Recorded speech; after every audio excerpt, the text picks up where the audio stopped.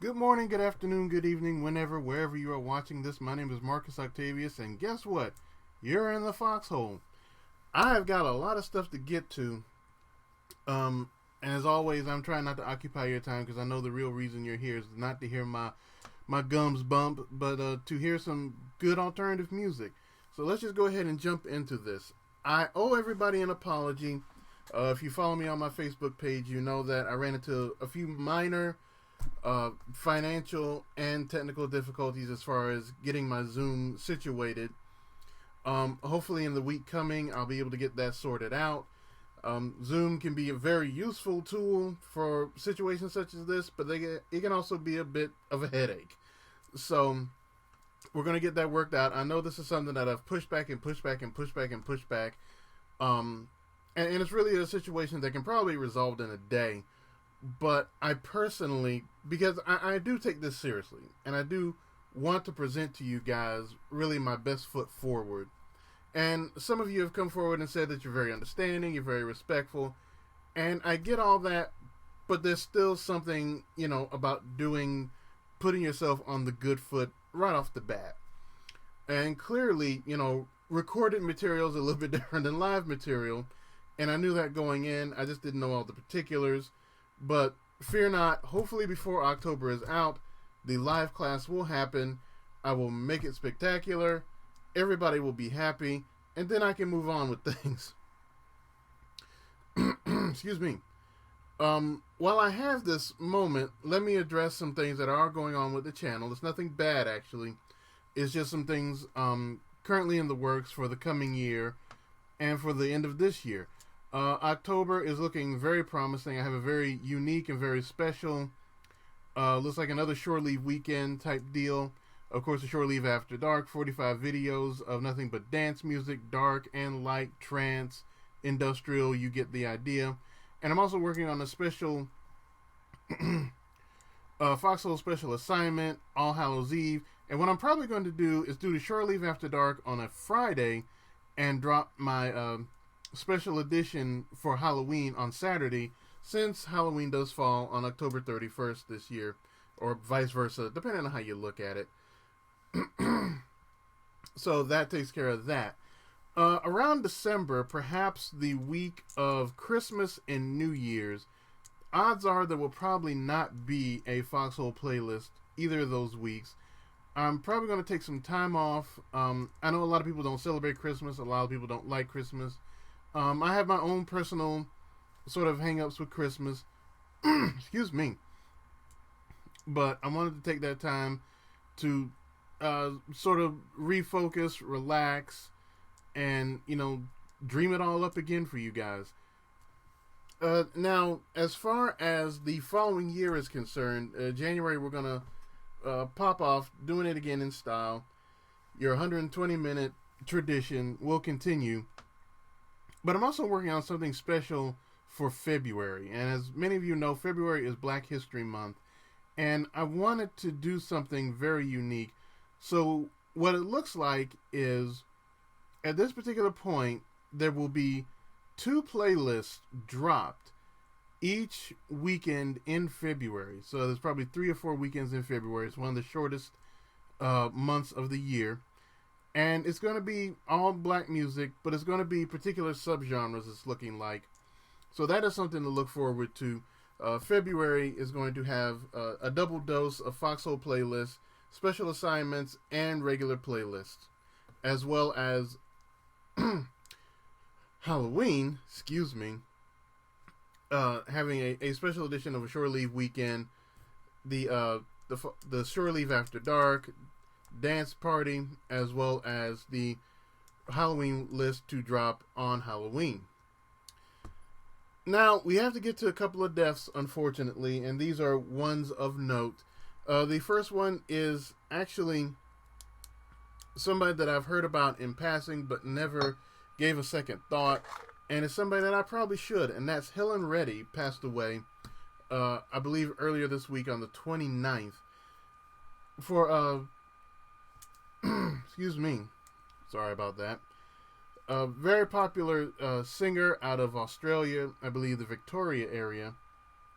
From 71 to 76, She has 6 gold and 1 platinum album, but she's most known for her big 71 hit, I Am Woman, which became an anthem for women's empowerment and the early 70s women's lib movement. It was a #1 Billboard hit, and from what I understand, there was a lot of controversy, not only in the songwriting, but apparently it got released on a soundtrack to a movie that debuted one week and in the same week was pulled from theaters. So the song almost didn't get recognized, but fortunately for the women's lib movement, the National Organization of Women, and subsequent groups, it was released, became a big hit, became this anthem, and she has lived on in infamy because of that. Also passed away is a singer, songwriter, and actor Mac Davis, who made his bones in the country music scene. He wrote a number of songs for Elvis, including one of his big hits, A Little Less Conversation, and he also wrote songs for, ironically, Helen Reddy and Kenny Rogers. One of his most, I would say, biggest pieces of notoriety is acting opposite Nick Nolte in the 79 movie North Dallas 40. And it was a football movie. Overall, he has 19 albums. 10 of those were released between 70 and 78. And like I said, he's a prolific singer, songwriter, actor, a gentleman with a very lengthy career. He stayed pretty active up until 2004. So, rest in peace, Helen Reddy. And rest in peace, Mac Davis. We are also celebrating, in a lighter note, we're also celebrating another great musician, Prince. On September 25th, there was a reissue of his double album, Sign of the Times. And 2 songs have made the Foxxhole playlist this week in celebration of that. So keep your eyes out for that. Now let's get into the list itself. Tori Amos, 9 Inch Nails, The Fix, Adam Ant, and Deftones all jump back into the list. And this week, I wanted to shout out a couple of artists, of course. One is a Atlanta-based, of all things, indie alternative band called Lezibou Grand, and I hope I'm pronouncing that right. They're mostly inspired by The Motels, Berlin, Blondie. They have one EP of note right now, Legends of Miranda, and it was released late last year. They are a very new band on the scene. Very popular, definitely in the Afro-punk vibe. Another black female-led band. As far as I can tell, the rest of the members, guitar, bass, drums, all white guys. So, I Am Woman. Next up is formerly known as St. Pepsi, and also known as Skylar Spence, is Ryan DeRoberts, Baltimore-based future funk and vaporware artist, also a DJ. Future funk and vaporware is a very interesting sort of subgenre of music. It's very popular with the Japanese crowd. Definitely popular with a lot of DJs who are of a mind. They take mostly funk and soul music and remix it, layer some beats, put a backbeat behind it, some tracks, and create a sort of whole new song. It's very much a remix on top of a remix. As St. Pepsi, he had 11 albums, 2 as Skylar Spence. Very interesting music. I found it pretty cool. Decided to throw it in there, and I've thrown some future funk in a previous playlist before, but I've never cited an artist before now. It's particularly tricky to track down these guys. Apparently, St. Pepsi is one of those that's American-based. A lot of them are either Japanese-based or Japanese-born. So, St. Pepsi, Skylar Spence, Ryan DeRoberts. The third artist I'd like to cite is one that a lot of indie fans will probably know right off the bat. Brooklyn's own alt-rock gods, if you will, They Might Be Giants. Active since 1982, Brooklyn-based, 22 studio albums to their credit, over 4 million albums sold, and that's something I did not know. 2 Grammys to their credit, and they've also written a number of children's albums. A lot of people may know them from Istanbul, Not Constantinople, Particle Man, and other such songs.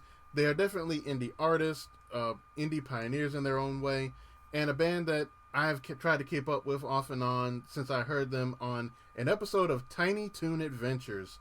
They might be giants. And the senior officer for this week is somebody that I should have put on the list a lot sooner, but it didn't cross my mind because I don't listen to a lot of quote-unquote classic rock anymore. But nonetheless, here we go. London's own Syd Barrett, Roger Waters, David Gilmour, Pink Floyd is your senior officer this week. Formed in 65, they peaked from around 73 to 81. Of course, Dark Side of the Moon and The Wall, albums of that nature. Syd Barrett left the band around 67, 68 due to health complications, and I believe that's when David Gilmour stepped in. 250 million albums worth worldwide. They are cited on the number 8 best rock bands of all time out of a top 10 list. They've influenced everybody from Bowie to Edge from U2, Queen, Radiohead, Nine Inch Nails, Smashing Pumpkins. A little known fact about them, apparently they were big fans of Monty Python.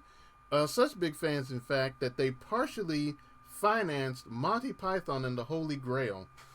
Now, if you knew that, you're a better person than I am. Please like, share, subscribe. All the links are down below. Facebook, Twitter, and my email. I'm Marcus Octavius, and enjoy the list.